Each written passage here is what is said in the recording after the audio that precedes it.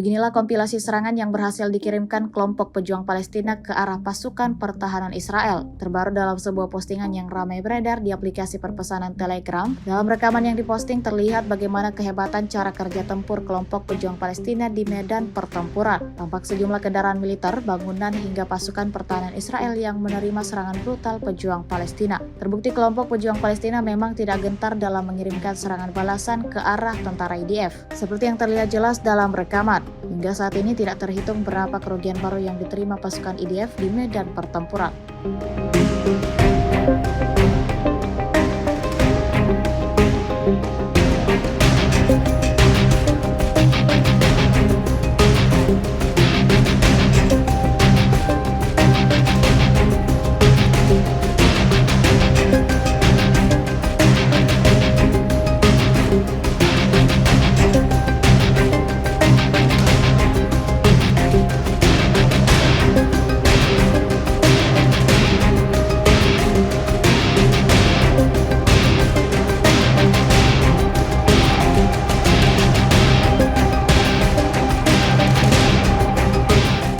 Download Tribun X sekarang, menghadirkan lokal menjadi Indonesia.